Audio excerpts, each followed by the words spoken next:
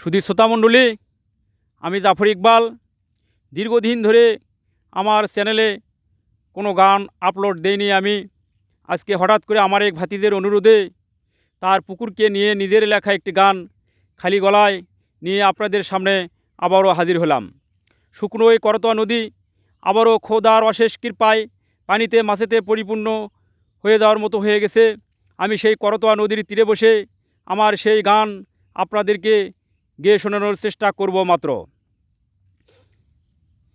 বাংলাদেশ বাংলাদেশ সোনার একটা দেশ, জ্ঞানী গুণী সবাই বলে আমি বলি বেশ। বাংলাদেশ বাংলাদেশ সোনার একটা দেশ, জ্ঞানী গুণী সবাই বলে আমি বলি বেশ।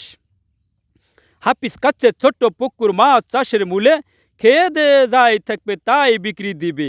একটু অদূরে করতোয়া বয়ে চলেছে সদা, বন্যা আসলে হাফিজের মায়ে ডাকে খোদা খোদা। মাছ চাষ কার না পছন্দ সবার মনে ধরে, নদীর কাছে পুকুর কাটলে যাবে মিলে মিশে। তাই তো আমি বলি ধেয়ে পুকুর কাটো না মূলে, পানি টানে পানি রে ভাই পুকুর যাবে চলে। জমিদার আমলের কাছালির ডিগি নিয়ে গেল নদী, লোক মুখে শোনা যায় সোনা দানায় ছিল ভরি।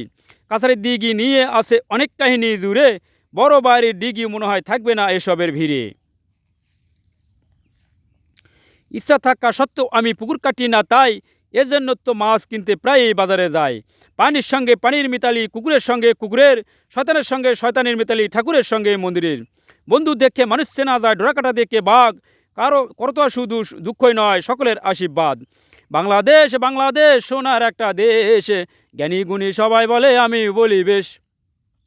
বাংলাদেশ বাংলাদেশ সোনার একটা দেশ, জ্ঞানী গুণী সবাই বলে আমি বলি বেশ। বকুল ভাই শখের মানুষ, টং দিয়েছে পারে, সব সময় বসে থাকে কেউ না যেন মাছ ধরে। পুকুরটা নিয়ে মকবুল ভাইয়ের অনেক স্বপ্ন আছে, ফুলে ফলে ভুলে তুলবে পুঁতি পারে পারে। ছোট্ট একটা বাংলো বাড়ি দক্ষিণ পাশে দিবে, সকাল সন্ধ্যা বিকেল বেলায় বিনোদনের স্বাদে নিবে। বেয়াই বেয়ান মেয়ে জামাই নাতি যদি আসে, তারাও যেন পুকুর পাড়ে আড্ডা দিতে ভালোবাসে। মাছের সঙ্গে করেছে মিতালি, খাবার দিলে খেলে, ছোট্ট নাতি দেয় তারা হাতের কাছে কিছু পেলে। বাংলাদেশ বাংলাদেশ সোনার একটা দেশ, জ্ঞানী গুণী সবাই বলে আমি বলি বেশ। বাংলাদেশ বাংলাদেশ সোনার একটা দেশ, জ্ঞানী গুণী সবাই বলে আমি বলি বেশ। পুকুর যদি দেখতে চাও আদমডিঘি থানা যাও, শত শত পুকুর রয়েছে মাছে মাছে ভাও। মাছের জন্য বাংলাদেশ অনেক এগিয়ে আছে, বাংলার মতো ইলিশ রে ভাই কে দিতে পারে। এটাই মোদের গর্ব রে ভাই, দুঃখ আছে সেটাই, দেশের মানুষ পায় না খেতে, যায় সেগুলো কোথায়।